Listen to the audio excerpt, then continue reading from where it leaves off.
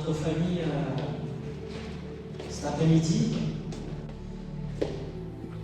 Avant de commencer, je demande à un frère ou une sœur d'élever la voix et de remettre ce temps d'enseignement sur le sacerdoce universel et le ministère particulier.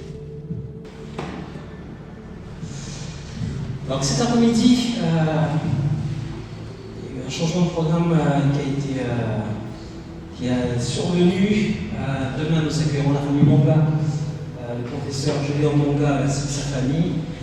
Il devait intervenir cet après-midi, mais voilà, il y a eu souci au niveau des vols. Donc, l'Église rebondit en me demandant d'apporter sur le sacerdoce universel et le ministère particulier. Est-ce que vous avez déjà entendu parler de ça? Un d'entre nous cet après-midi, hein? C'est bon? L'idée, c'est de repartir en comprenant ce qu'est le sacerdoce universel et le ministère particulier. Est-ce que vous avez déjà entendu parler? Non? Qu'est-ce que ça vous dit, le sacerdoce universel et le ministère particulier? Première chose qui vous vient à l'esprit. Un appel pour tous, oui, on peut dire ça comme ça. Quoi d'autre?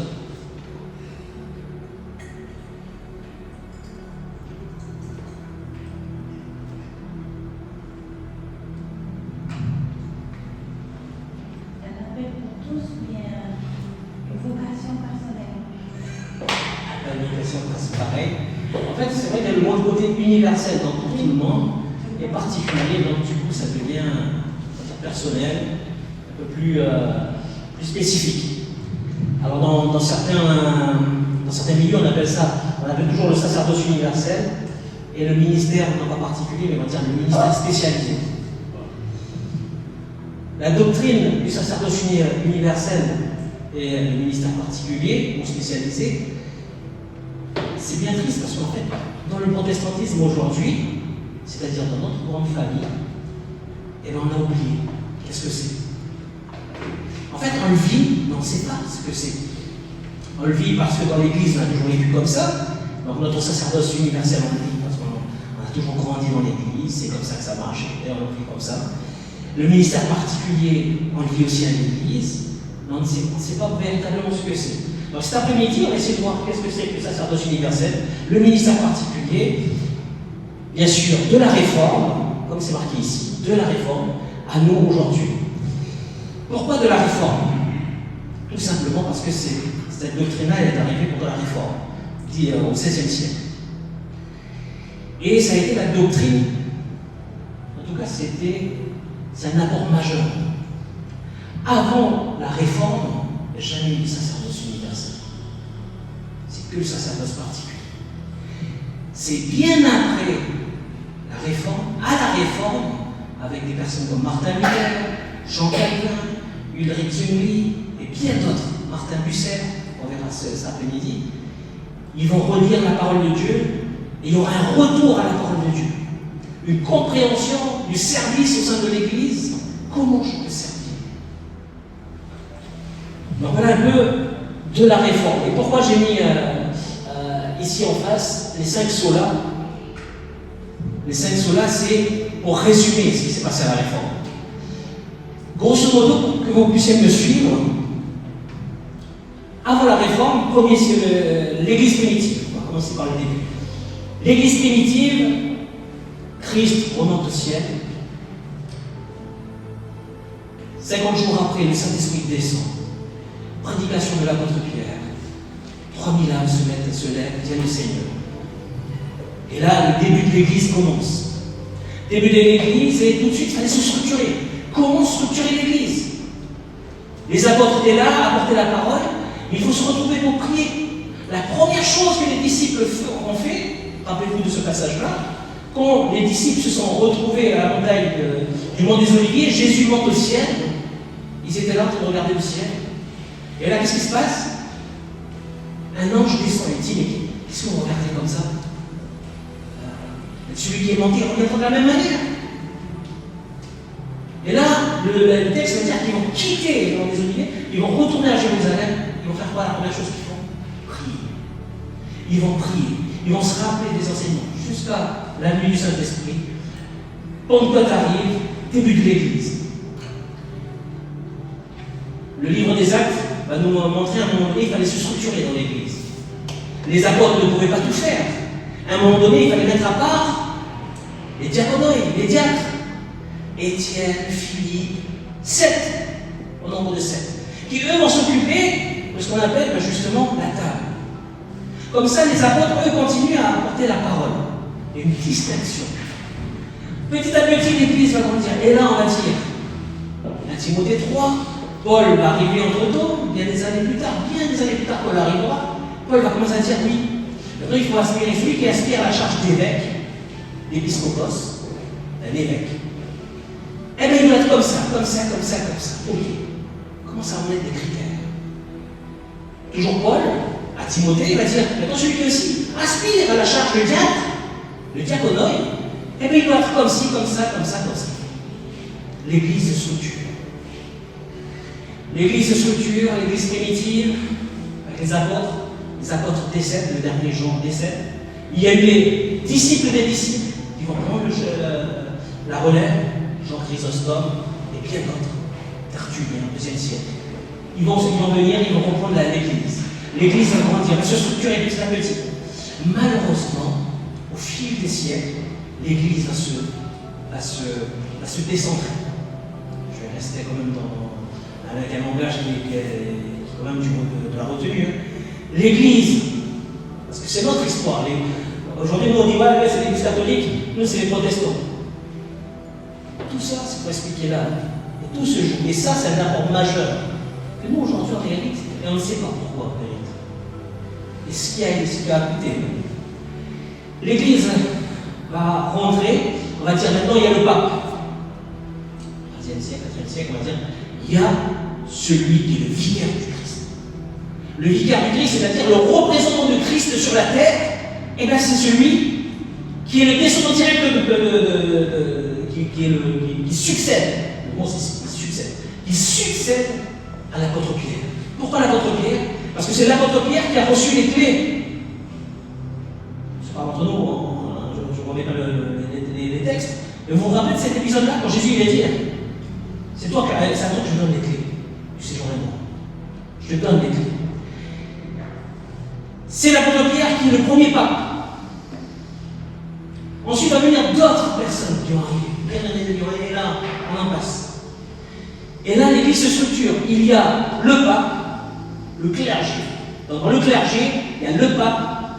Ensuite, nous avons les cardinaux, les archevêques, qui vont former le magistère, qui vont descendre jusqu'au plus bas du clergé, c'est les prêtres. Après les prêtres, c'est les laïcs. Donc, nous avons le clergé et les laïcs.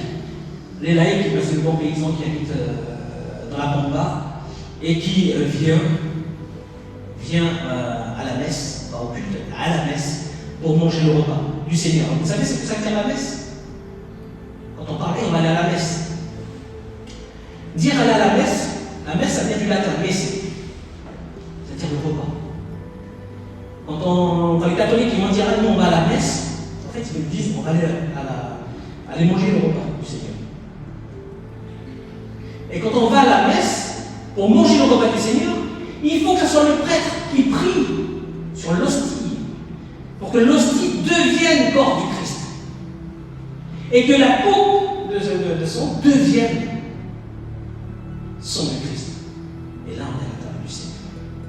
Sans la prière du prêtre, il n'y a pas de messe. Gardez bien ça en tête, parce que ça va être une vraie différence avec nous les protestants, avec nous aujourd'hui. Donc, l'Église grandit dans ce sens-là.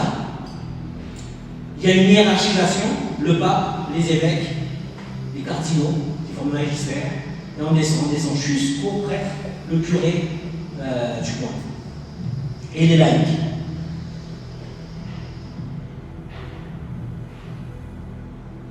Seul le clergé a été ordonné prêtre. Ordonné. Un autre mot qui est très important et qu'il faut le suivre. Ordonné. L'ordination. C'est je ne sais pas si vous suivez je sais pas si vous suivez l'actualité en ce moment. Le 1er juillet 2026, la fraternité Saint-Pilice est écartée. Et on est en train de vivre un schisme au niveau de la chrétienté en ce moment même, si vous regardez les actualités. En Suisse, le 1er juillet, il n'y a pas longtemps, la fraternité de Saint-Pilice, ils ont ordonné 4 nouveaux évêques. Évêque, un Timothée 3, épiscopos. Le mot évêque est présent dans la Bible. Ces évêques-là ont été ordonnés. Ça veut dire quoi ordonnés? Ordonnés, ça veut dire tout simplement mis dans l'ordre. Ils font partie maintenant, ils sont maintenant sur un piédestal. Ils sont maintenant, de par leur statut, ils sont maintenant prêtres. Eux, ils sont évêques. C'est tout le mot qu'on utilise. Ordination, consécration. Consécration, c'est mettre à part. Je mets à part. Mis à part pour le service. Vous allez dire, mais qu'est-ce que Parole est en train de me dire cet après-midi? Parce que là, on est venu sur le sacerdoce universel. On n'est pas beaucoup aujourd'hui, mais c'est bien triste. Parce que ça fait partie de notre histoire chrétienne, mais on ne sait pas. Aujourd'hui, dans notre structure d'église, si aujourd'hui on fonctionne de telle manière, c'est parce qu'il y a eu la doctrine du sacerdoce universel. Sans cette doctrine-là, on serait encore à l'époque des papes. Le pape, le clergé, ainsi de suite. Pour revenir à notre histoire du sacerdoce, ici nous avons vu les 5 solas. 16e siècle, il y a eu un prêtre augustinien du nom de Martin Luther. Martin Luther, il va lire, il étudie la Bible, et à un moment donné, il va lire l'épître aux Romains. Quand il va lire l'épître aux Romains, il va se rendre compte d'une chose. Il va se dire, mais attends, en fait, on est sauvé par grâce. Que je suis justifié par la foi. En fait, j'ai juste besoin d'avoir la foi, et si j'ai la foi, je suis justifié. Je n'ai pas besoin de faire pénitence, à me plier les genoux, à implorer le pardon pour avoir l'absolution des péchés. J'ai la foi, en ayant la foi, je suis pardonné, je suis justifié. Quand il lit l'épître aux Romains, il lit aussi l'épître aux Éphésiens, il se rend compte, sauvé. Éphésiens 2, 8 à 10, sauvé par grâce, par le moyen de la foi. Et cela est une grâce de Dieu, par grâce. Il se rend compte de ça, Luther, et c'est là qu'il va dire, attends, il est passé à côté de quelque chose. Avant, il fallait respecter cette hiérarchie, ce côté hiérarchique. Pour pouvoir écouter le prêtre et compagnie, il fallait, justement, ce prêtre-là, il a été ordonné, il a été mis sur le piédestal. Il n'est pas comme moi, je ne suis pas comme lui. Sans sa prière à lui, moi, je ne peux pas manger le pain du Seigneur, le corps du Seigneur, pardon, pas le pain du Seigneur, le corps du Seigneur, et boire le sang du Christ.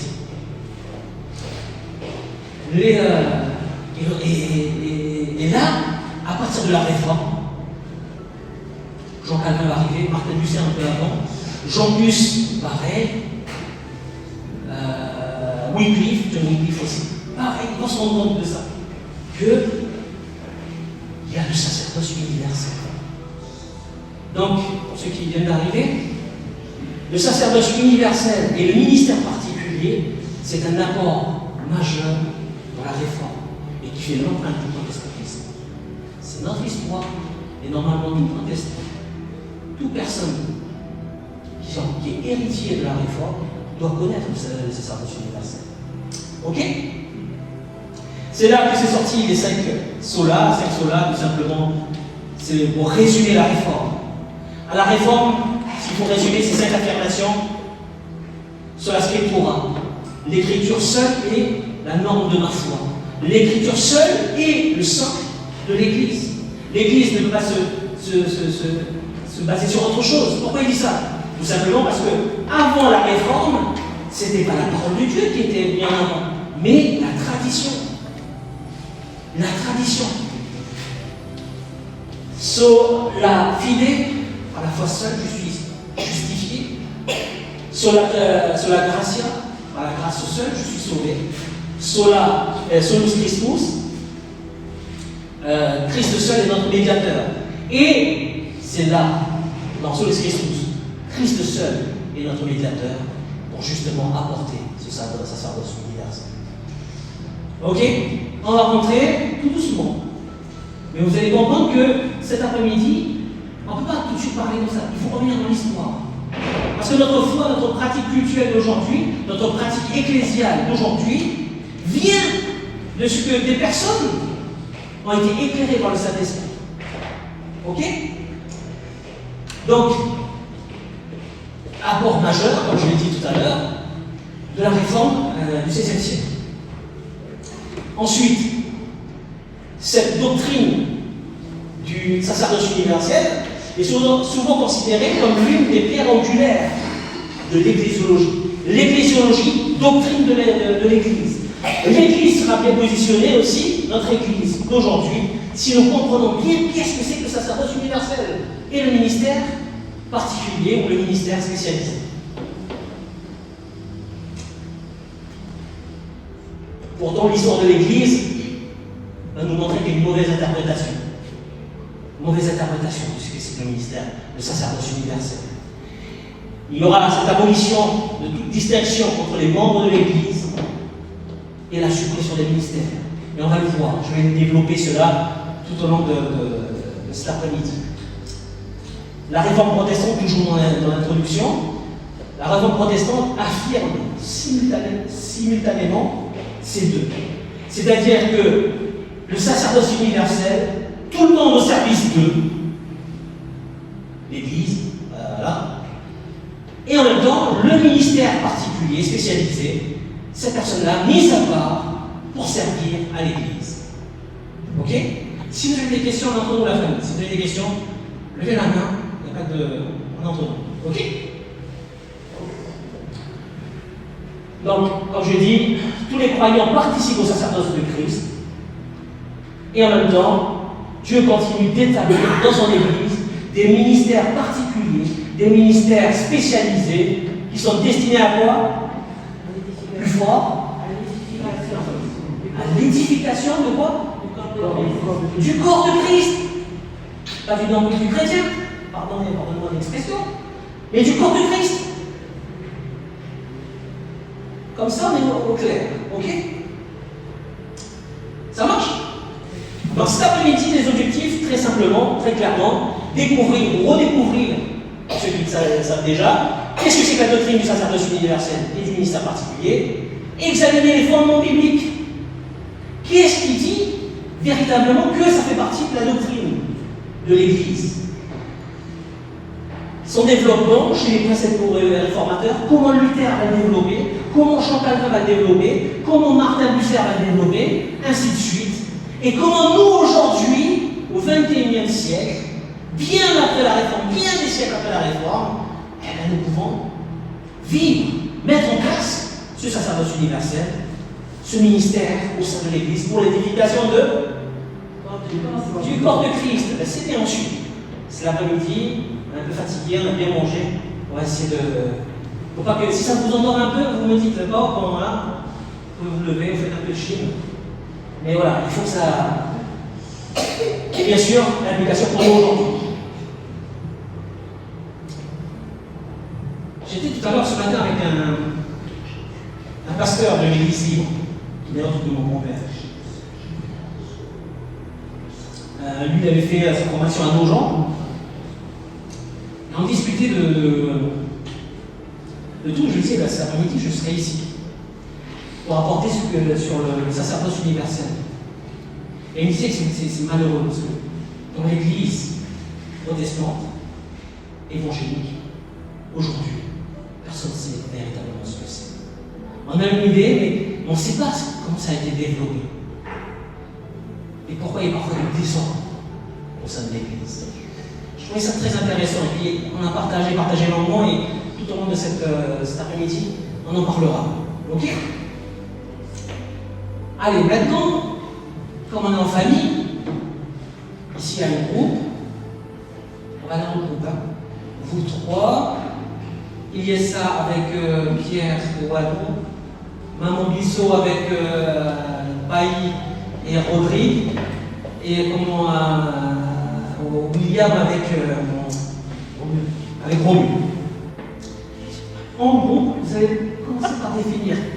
La question est simple. Qu'est-ce que c'est que pour toi le sacerdoce? Avec tes mots. Sacerdoce. Ok? Deuxième question. Qu'est-ce que c'est que pour toi le ministère? Ok. Allez. 5 à 7 minutes. Alors du coup, mon sacerdoce et ministère, on a dit sacerdoce, on entend le mot sacré, consacré. Du coup, tous les deux rentrent dans l'ordre du service, sacerdoce sacré, dans le temple, et ministère à l'ordre d'aujourd'hui un peu plus actuel et ciblé, avec des dons comme l'enseignant et compagnie. Voilà, un peu comme ça la réflexion, voilà un peu la réflexion qu'on s'était dit. Merci Romu.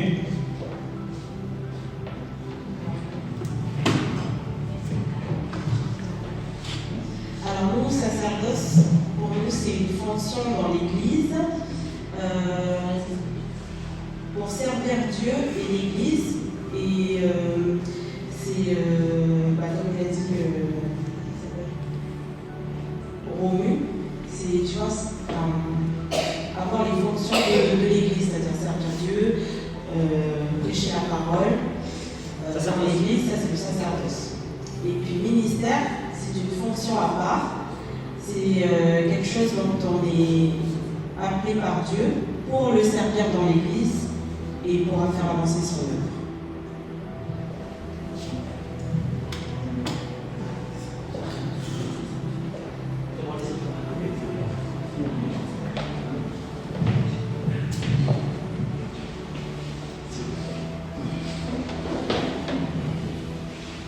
Pour nous, c'est le sacerdoce, c'est plus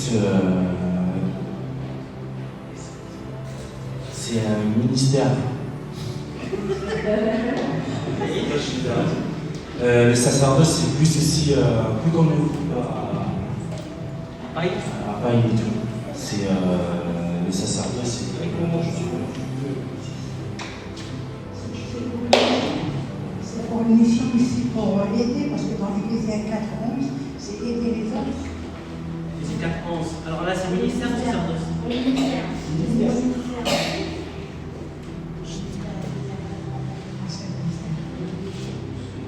Donc c'est un ministère. Nous, on a dit pour le sacerdoce, c'est aussi servir à Dieu, c'est une mission. Servir mission.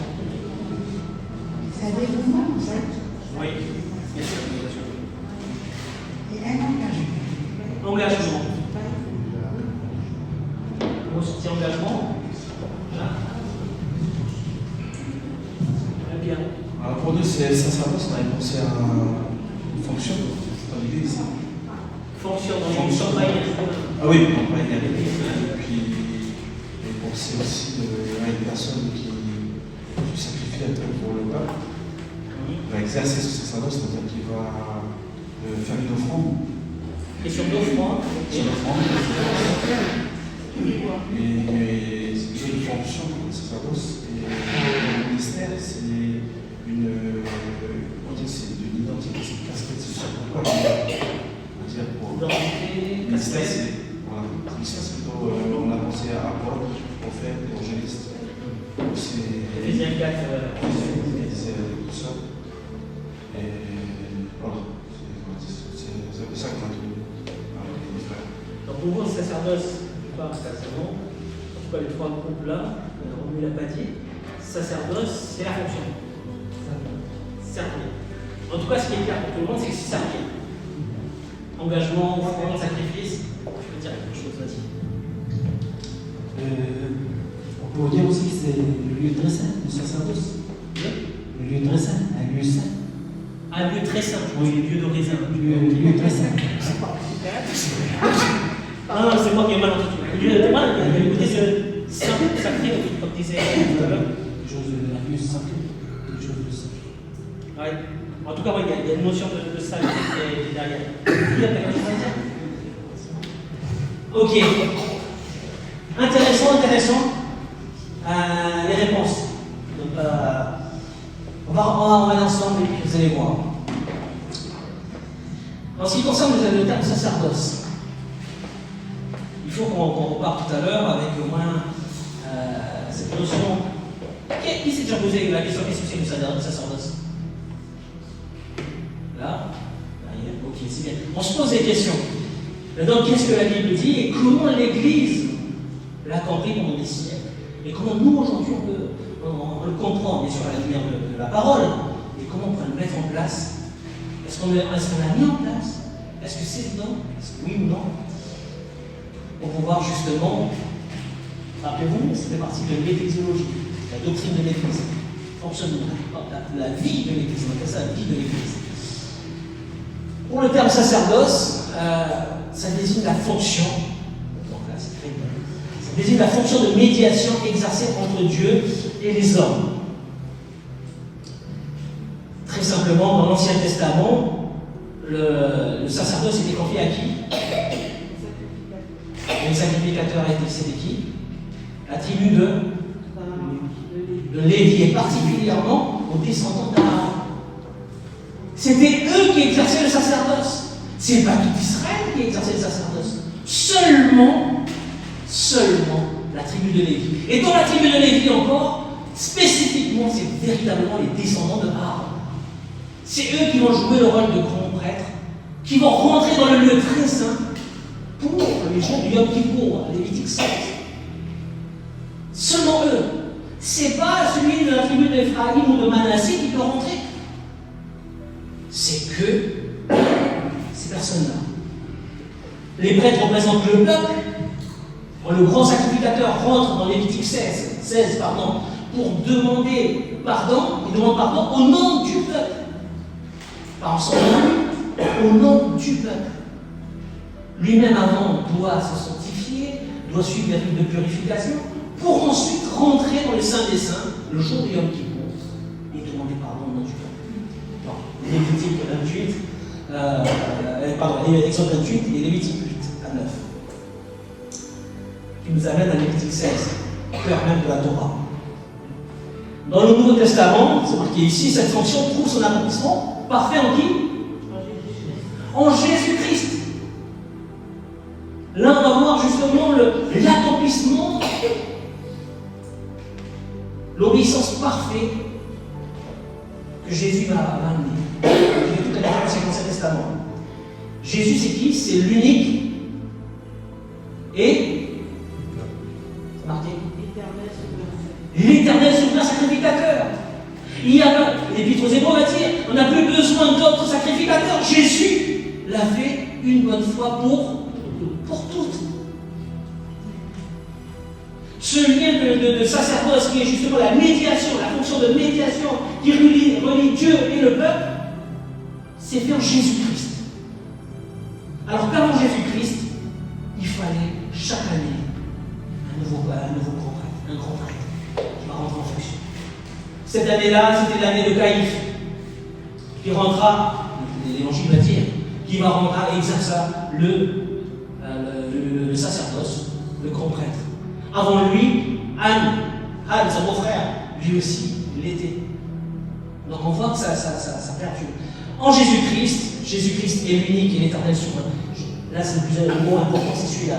Éternel. Unique et éternel. À son sacrifice à la croix, il a obtenu la rédemption définitive. Répétez-moi, rédemption définitive. Pour nous, parfois, la rédemption, c'est tout le temps. Non, à la croix, Jésus a obtenu la rédemption. Le sacrifice à la croix, le sang coulé à la croix, ce sang qui a été tout comme ce sang qui a aspergé sur l'arche de l'alliance, le sang de Christ nous amène à l'obtention de la rédemption définitive, affirmative. Donc nous avons les textes en bas. L'Épître aux Hébreux, c'est vraiment la perle.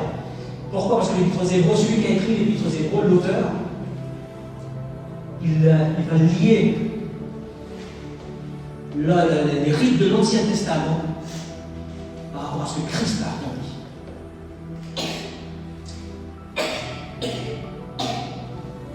Au niveau théologique, la théologie évangélique, dans laquelle nous on se trouve, hein, nous sommes des évangéliques, eh bien, enseigne que le sacerdoce prend son sens véritablement et exclusivement en Jésus-Christ, avec Jésus-Christ. Nous rentrons, notre sacerdoce se calque, se trouve et est positionné ou superposé dans le sacerdoce de Christ. C'est Christ qui ouvre. C'est lui le véritable grand prêtre, pas nous. Nous sommes à sa suite. Notre sacerdoce d'aujourd'hui se trouve à la suite du sacerdoce de Christ. Lui est le seul médiateur entre Dieu et les hommes. Très important. Texte fondamental, Exposé 2:5, on le sait tous. Hein. Seul médiateur. Pourquoi?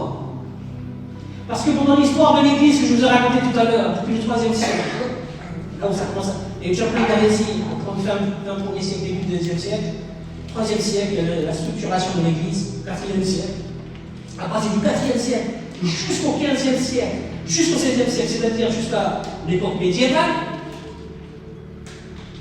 on pensait tous qu'il fallait passer par le clergé. C'est lui qui va nous donner l'absolution des péchés. C'est lui, ce clergé-là, qui a été ordonné, qui peut être médiateur. On ira plus loin même, on dira même, on peut même prier les saints. Les saints peuvent intercéder en notre faveur. Il y a une sorte de médiation qui est là. La Vierge Marie peut intercéder en notre faveur aussi.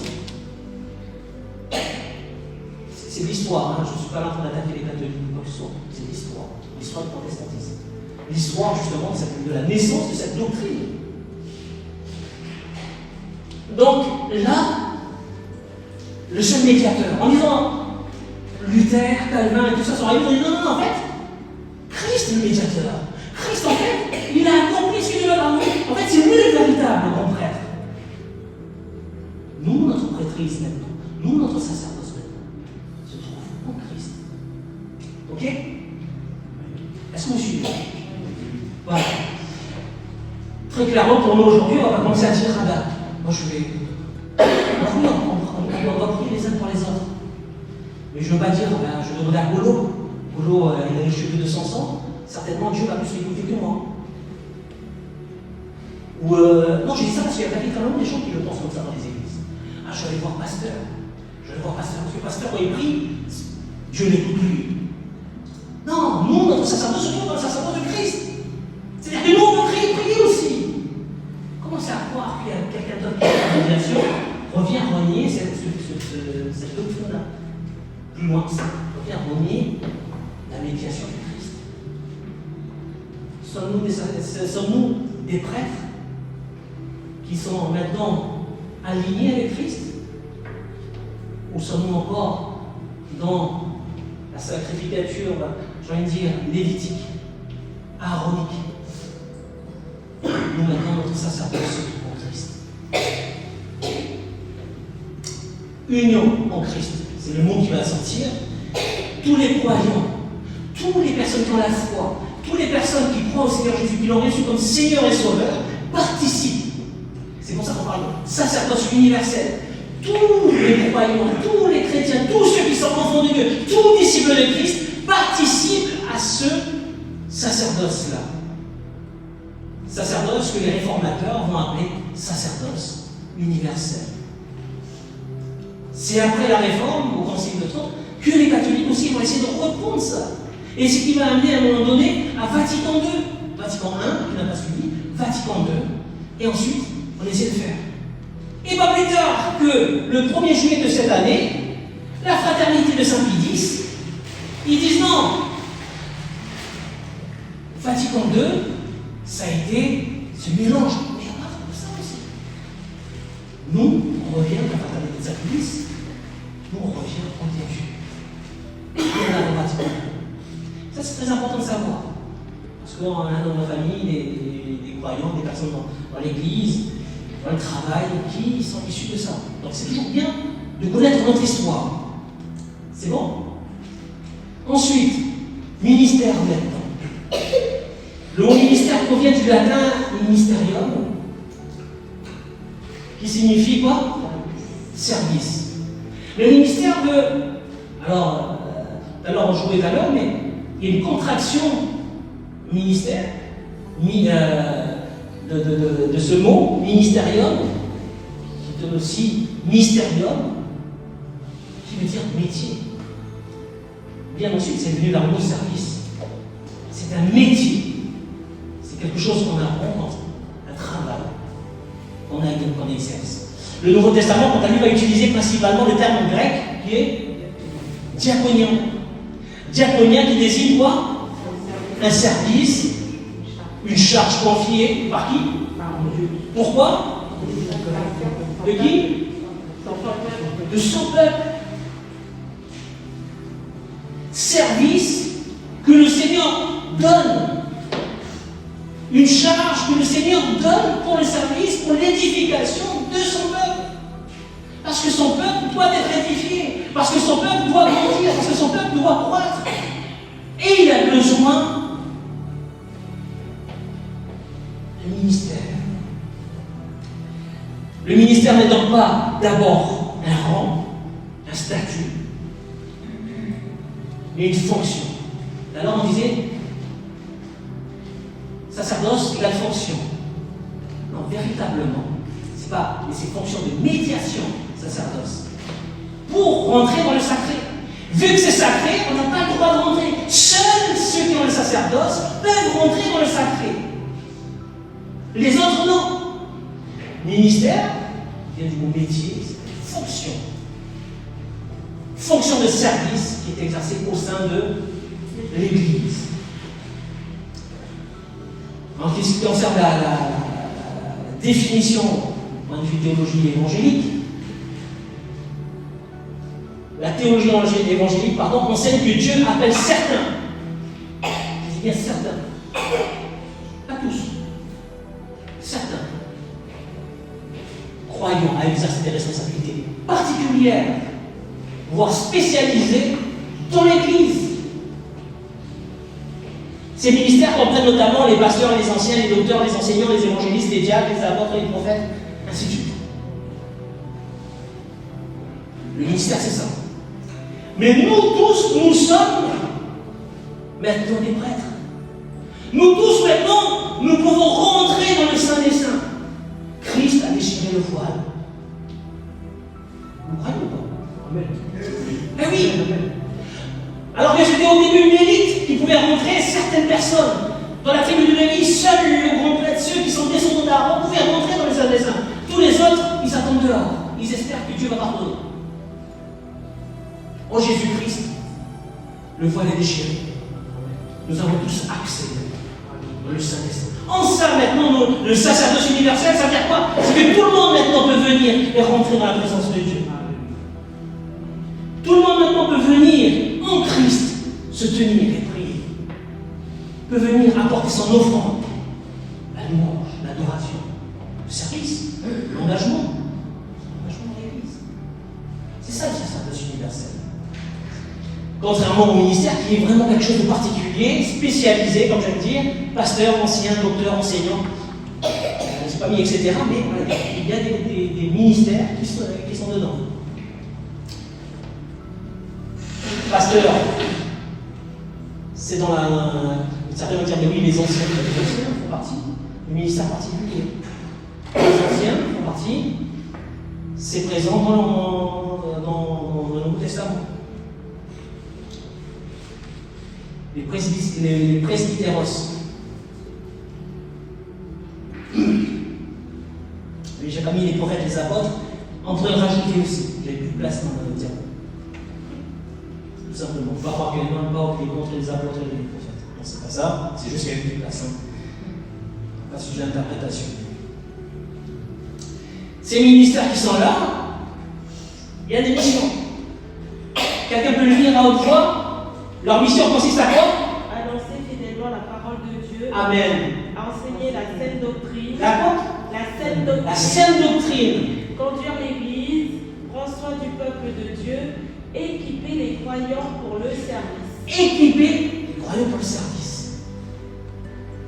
Fameux Éphésiens 4, que la grande sœur disait tout à l'heure. Il a donné les uns comme pasteurs et docteurs pour le perfectionnement. J'ai enlevé les autres trucs, il y a tout ça qui sont marqués. Moi, ce que j'aime bien ici, c'est que le rôle de ces ministères-là, aujourd'hui dans l'Église d'aujourd'hui, on aime bien parler de leader. Les leaders. Mais qu'est-ce que c'est que le leader? Ça veut dire le leader, c'est celui qui est en tête. C'est celui qui conduit, qui est en tête. Mais il conduit où à où? Il nous conduit à Christ. Comment? En ayant reçu des directives particulières. Et oui, moi j'aimerais définir avec vous cet après-midi que le véritable leader en Jésus-Christ, c'est celui qui conduit les gens à glorifier Dieu. Dans leur service. Là où ils sont. Un véritable leader, c'est comme ça. Il conduit la personne qui vient à l'église à glorifier Dieu. Solideo Gloria.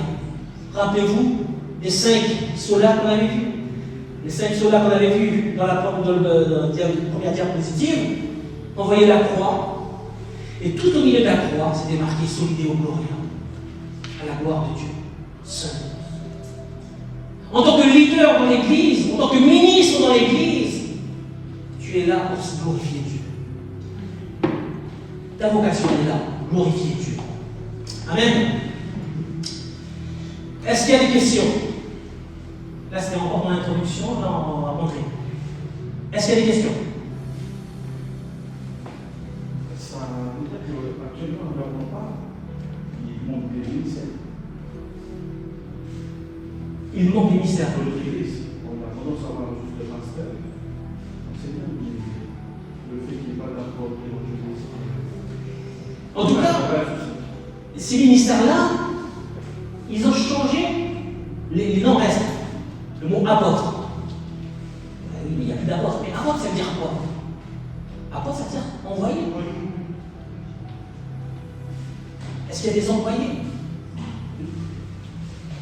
Prophète. Ok. Ah, mais prophète. Prophète. C'est-à-dire quoi, prophète? Prophétise donc veut dire parler de la parole de Dieu. Dans le Nouveau Testament, ce même mot prophétiser va vouloir dire celui qui prêche la parole. Celui qui vient ici le dimanche matin, il prêche. Ne parle-t-il pas au nom du Seigneur à son église? N'est-il pas prophète en ce sens-là? C'est pour ça que dans certaines églises, on n'utilise plus le mot prophète. Constat, et tu as bien raison de le souligner, Pierre, c'est qu'aujourd'hui, les gens, dans leur structuration d'église, mettent en avant le pasteur. Mais nous allons voir ici, on va le développer, que ce n'est pas forcément que le pasteur. Il y a une structuration. Sauf que nous, on s'est habitué à ce genre de fonctionnement. Pourquoi?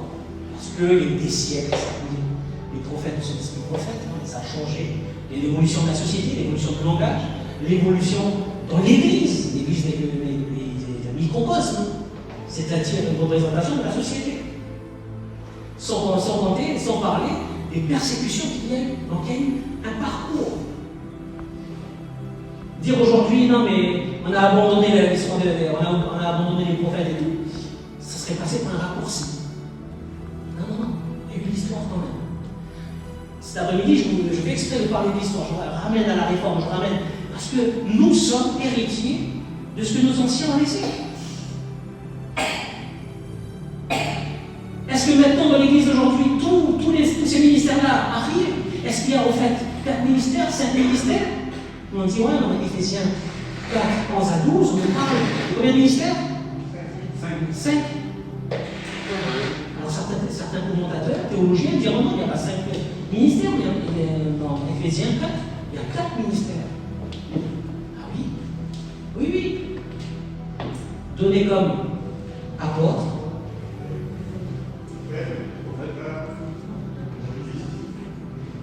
pasteurs et docteur, enseignant. Et le petit « et » qui est là, pour certains techniciens, certains exégètes, ils vont appeler ça un caille épiexégétique, très technique comme terme, pour dire tout simplement que ce caille qui est là, ce petit particule qui est là, il n'y a pas 4, il n'y a pas 5 ministères, il y a 4 ministères. Mais si on regarde dans toute la Bible, parce que c'est toujours comme ça qu'il faut faire, on va baser à partir d'Éphésiens 4, on regarde à partir de toute la Bible. Et on fait quoi des apôtres, des évêques, épiscopos, des presbytéros? Ce sont aussi des ministères. Oui ou non? En tout cas, c'est présenté comme ça dans la Bible. Donc, dire que maintenant, en fait, il n'y a que 5 ministères, ça c'est pour moi réduire ce qu'est le ministère. On dit en fait, il n'y en a que 4, il y en a que 5, il y en a que 6, il y en a que 7. Non! Ça c'est réduire. Un épiscopos, un évêque, c'est celui qui surveille, qui garde le troupeau. C'est un berger. Le terme utilisé maintenant, c'est évêque. Il y a même arche. Évêque. Les anciens, les diacres. Les diacres sont aussi dans le ministère. Diaconoi. Ils sont pas. On l'a oublié dans les Éphésiens ou pas? Donc, ça serait réduire. Dire que les ministères, c'est que ça. Sur cet après-midi, il ne faut pas réduire, il faut prendre dans son entièreté. Et c'est pour ça que le mot ministère, c'est véritablement ce service, le ministère, c'est donné par Dieu pour servir au sein de l'Église. Celui qui vient, par exemple, exercer son ministère. Alors, il y a des ministères particuliers, c'est-à-dire ceux qui viennent ici devant et qui vont prêcher, c'est des ministères particuliers. Mais il y a aussi des ministères qui sont un peu plus tôt dans l'Église, ceux qui viennent nettoyer. Ça fait partie du sacerdoce aussi. Là, le sacerdoce, c'est une ouverture à tout le monde. Ok? Donc, pour revenir à ce que Pierre disait, il ne faudrait pas réduire. Réduire, ça serait trop de se tromper. Dire qu'il n'y a que 5 ministères, il n'y a que 4 ministères, et que ces 5 ministères-là doivent apparaître dans une structure d'église. Dites-moi où, l'église primitive, à Jérusalem, on a vu ça. Ça ne le mentionne pas. Ça a existé certainement, mais ce n'est pas mentionné. Pourquoi? Parce que ça ne faut pas qu'on, justement, on se calque, ou on regarde plus comme dans ce prisme-là. Il faut l'ouvrir. Amen. Le fondement christologique, on a vu que maintenant c'est uni en Christ. Notre sacerdoce universel est uni au sacerdoce de Christ. C'est Christ qui ouvre la voie, notre sacerdoce, notre entrée maintenant dans le lieu très saint, se fait en Christ. Ici, il n'y a plus? Pardon. Oui? Il y a une question qui me. Qu'en est-il du ministère de la réconciliation? Et donner à tout le monde. C'est le premier ministère que tout chrétien reçoit. Tout le monde. Et là, ça rentrera plus cette réconciliation, ce sacerdoce universel, cette médiation qui nous réconcilie. Christ, par son entrée, son sacrifice, son entrée dans le Saint des Saints, nous réconcilie avec le Père. Notre sacerdoce universel rentre justement dans cette réconciliation. Nous, aujourd'hui aussi, nous devons exercer ce ministère-là, un ministère de réconciliation. En fait, c'est de propager, parler de cette réconciliation. Nous sommes tous des ambassadeurs. Donc, parler de cette réconciliation. Bien sûr, on peut encore creuser. Mais, par rapport à notre sujet de cet après-midi, le sacerdoce, uni à Christ, Christ nous réconcilie avec le Père. Nous, aujourd'hui, nous sommes au service de cette réconciliation. Nous sommes au service de Christ, qui nous a réconciliés. Lui est le médiateur.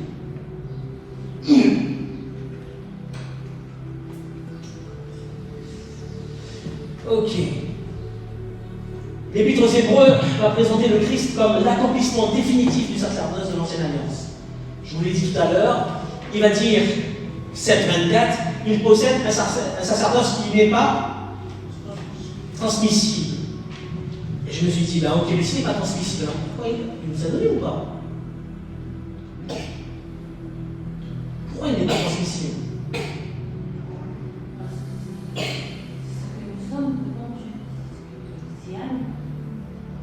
Oui, c'est déjà nous, c'est les bénédictions qui sont là, mais pourquoi c'est pas transmissible?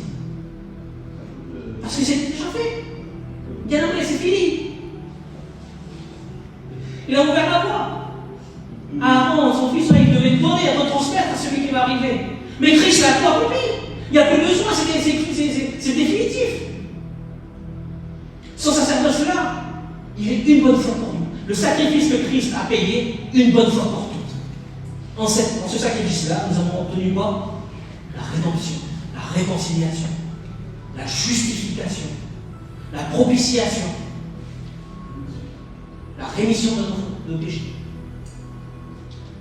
Par une seule offrande, il est amené à la perfection pour toujours ceux qui sont sanctifiés. Il nous est juste demandé à nous de croire en lui.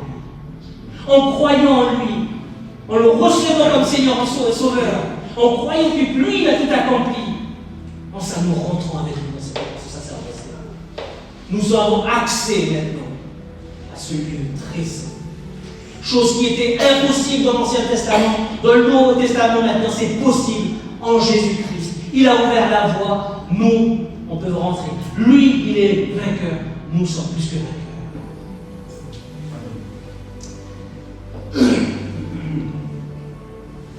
Martin Luther dira, en tout cas il va écrire dans les œuvres, il y a 3 grands traités qu'il a écrits, il va écrire: le Christ est le seul et véritable prêtre. Tous les autres sont des serviteurs et des témoins. Le véritable grand prêtre, c'est Jésus. Nous sommes des serviteurs et témoins. Amen. C'est lui, par lui, que la médiation se fait. Pas par nous.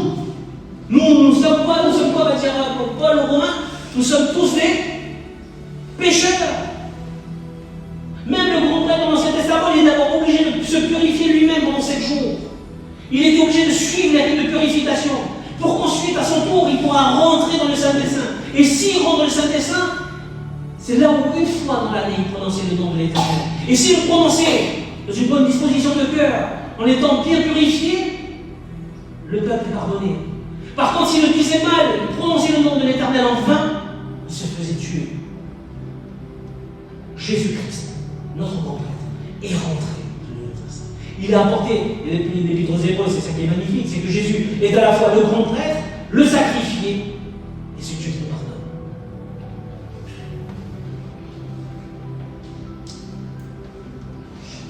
La médiation sacerdotale du Christ demeure unique et suffisante. Amen. Regarde la personne à côté de toi, dis, ça suffit. C'est le sacrifice de Christ, ça suffit.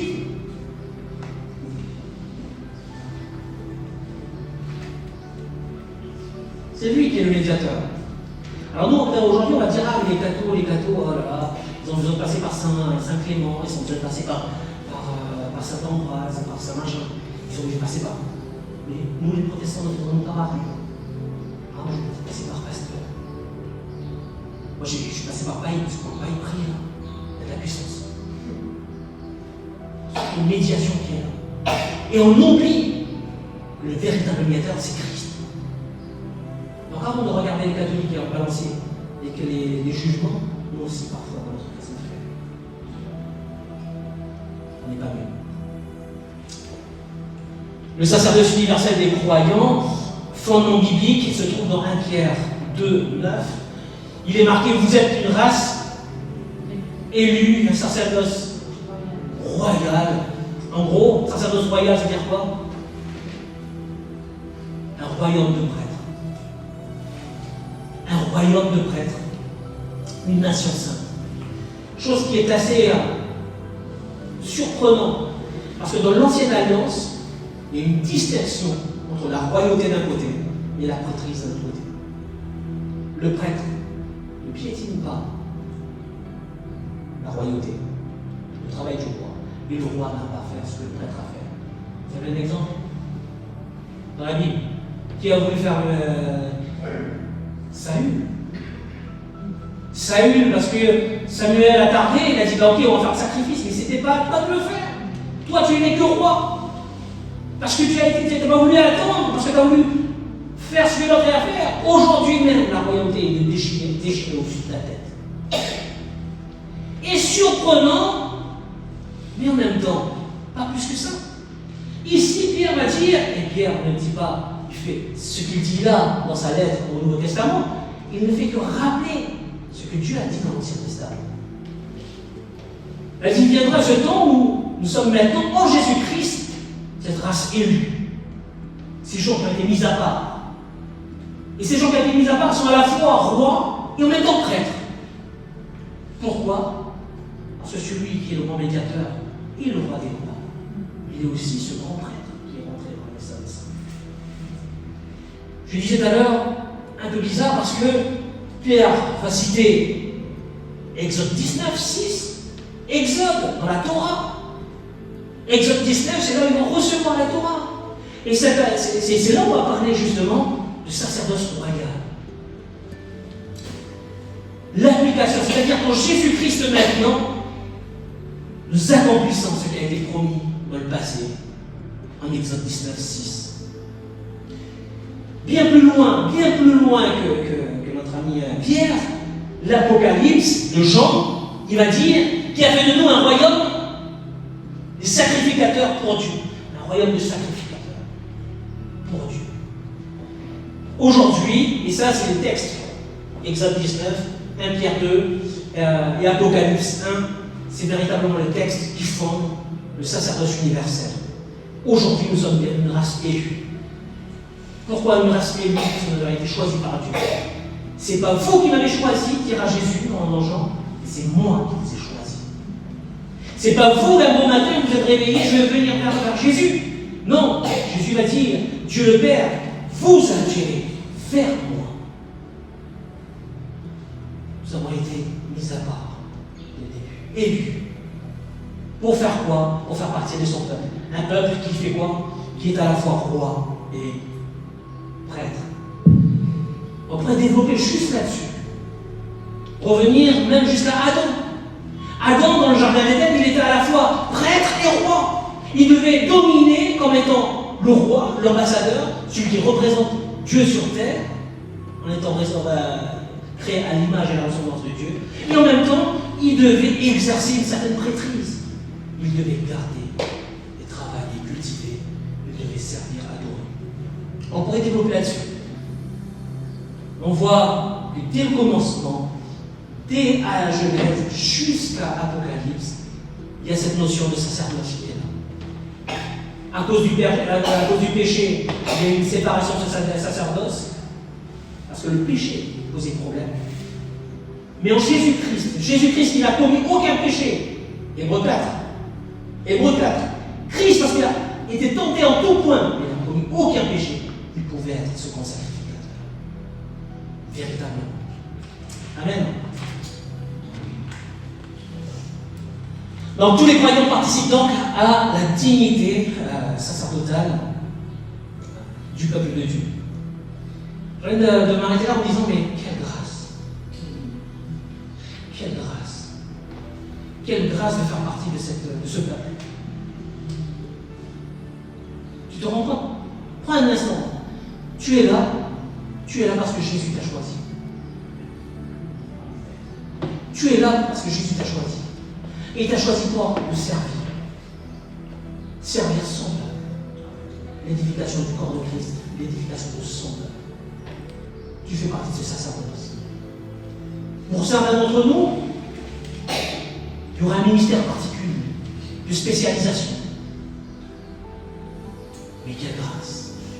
On ne le mérite pas. On ne le mérite pas.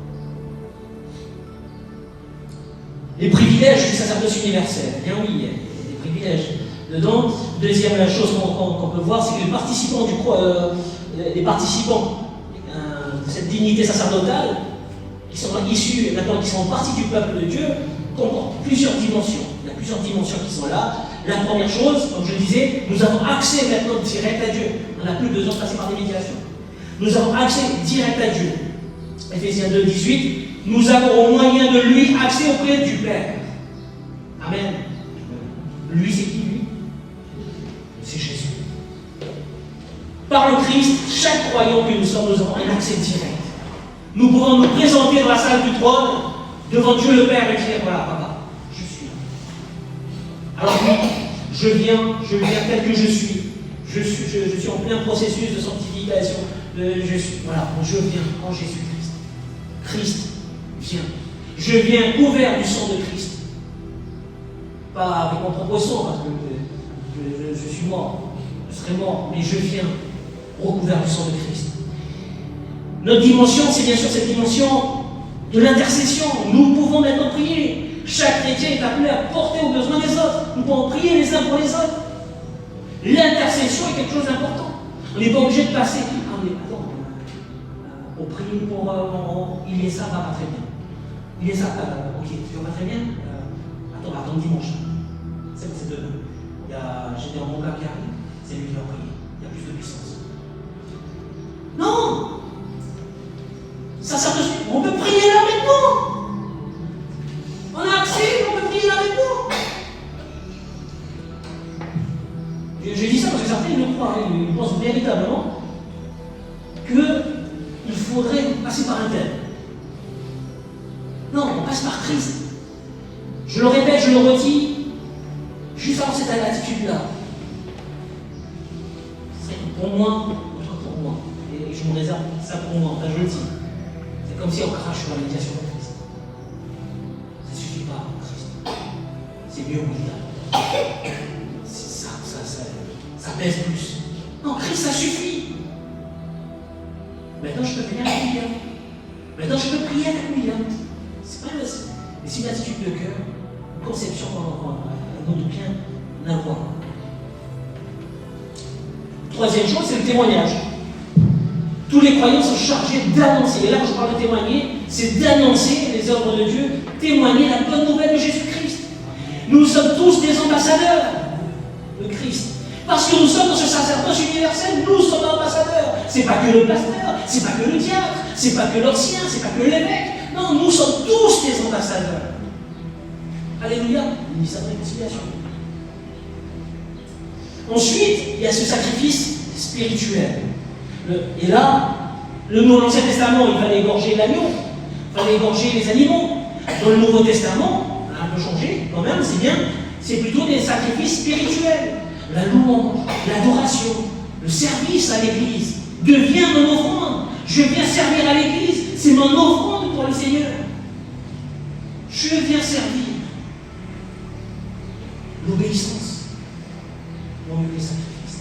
Obéissance.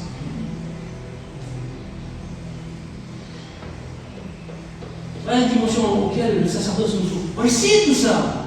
On le sait. On l'a déjà entendu, on l'a déjà prêché. Et cet après-midi, bien prendre en compte cette réalité du sacerdoce universel. Et justement, pour éviter de glisser à droite, trop à gauche, rester un chrétien équilibré.